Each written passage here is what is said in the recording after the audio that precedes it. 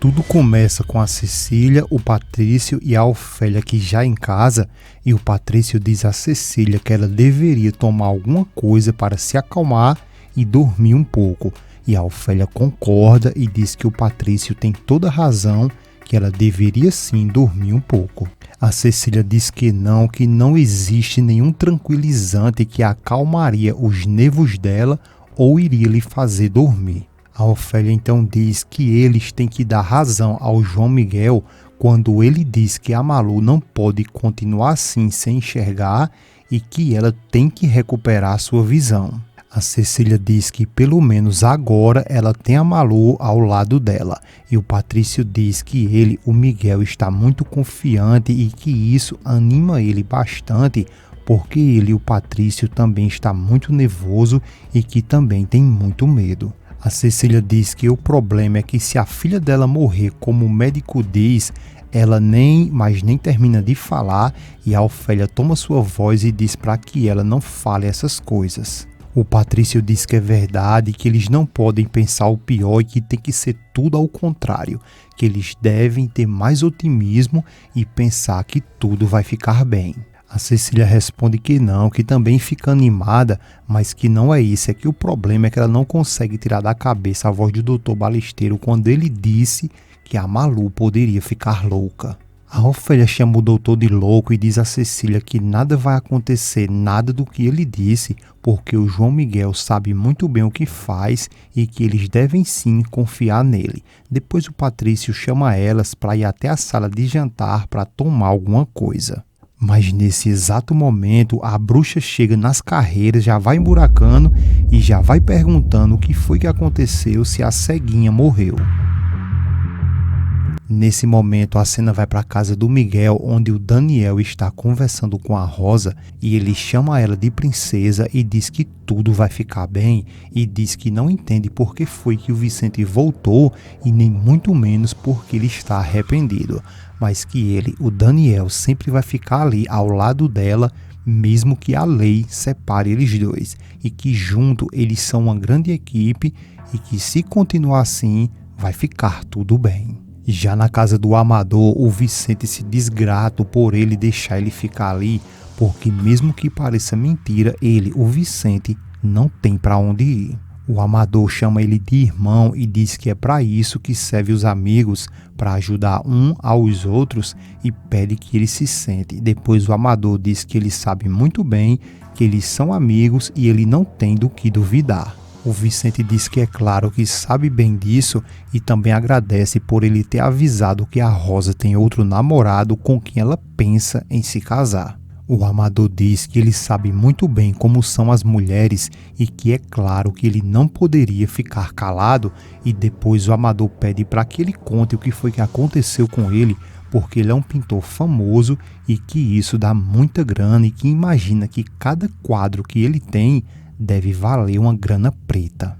O Vicente diz que ele tem toda a razão porque valia, mas que agora não está valendo mais nada, e o Amador pergunta o porquê e o que foi que houve.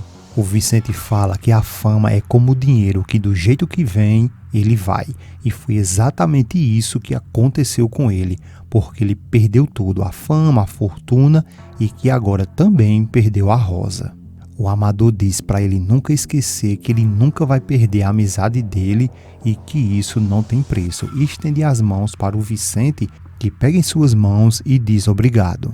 Mas vai vendo aí o que o Amador planeja com isso, só que mais na frente vocês vão entender melhor, porque o golpe tá aí e cai quem quer.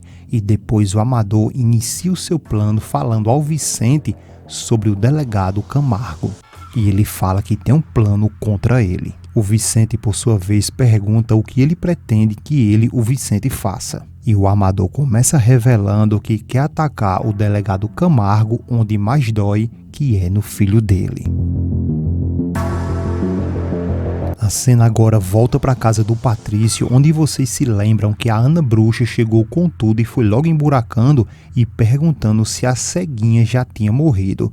E agora ela responde que se ela, a Malu, morreu, que eles recebam o profundo pêsames dela. O Patrício, por sua vez, é revoltado, encara ela, pega em seus braços e diz que ela está sendo insolente e pergunta como que ela se atreve a entrar naquela casa sem ao menos tocar na campainha e que o pior de tudo, ter vindo ali sem ser convidada. Ela, por sua vez, então mostra as chaves e o Patrício toma da mão dela e diz que não deveria ter permitido que ela tivesse as chaves daquela casa, e a Ana Bruxa pergunta se agora ele vai querer maltratar ela e diz que ele deveria saber muito bem que, como um juiz, uma violência doméstica se castiga e se denuncia. A Ofélia, por sua vez, toma as dores, arregala os olhão dela, ó pai, e diz que quem deveria ser denunciada ali era ela, a Ana Bruxa, por ser uma pessoa que é muito mal, uma mal amiga, uma traidora e principalmente um oportunista. O Patrício, por sua vez, perde a paciência, pega em seus braços para lhe expulsar e ela dá um arrebate e diz que ele está machucando ela e que ele está se comportando como um canalha. A Ofélia, por sua vez, dá uma surtada e pergunta como que ela se atreve a incomodar o Patrício e chama ela de bandida. E diz que o Patrício não se atreveria a tocar um dedo nela, mas que ela, a Ofélia, sim, pode virar ali uma fera.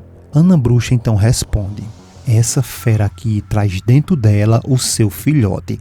E todos ali ficam espantados e a bruxa fala que está entendendo que eles não entenderam o que ela disse. Então ela vai ser muito mais clara e diz para eles saber que ela está grávida. A Ofélia pede por favor se ela vai continuar inventando essa história para quem conhece ela. E a Cecília pergunta como? Como assim você está grávida? A Ana Bruxa diz que sim, que isso é bem simples e fala novamente que está esperando um filho e que esse filho é do João Miguel São Romão. Logo depois de ter percebido que todos ficaram impactados com essa mentira dela, porque grávida ela realmente está, só que não tem nada a ver com o Miguel. Então ela pergunta se alguém ali tem alguma pergunta ou alguma dúvida. A Ofélia responde que nessa conversa ninguém vai acreditar e chama ela de víbora e manda ela ser mais criativa. O Patrício, revoltado, diz que isso que a Ana Bruxa disse não é verdade.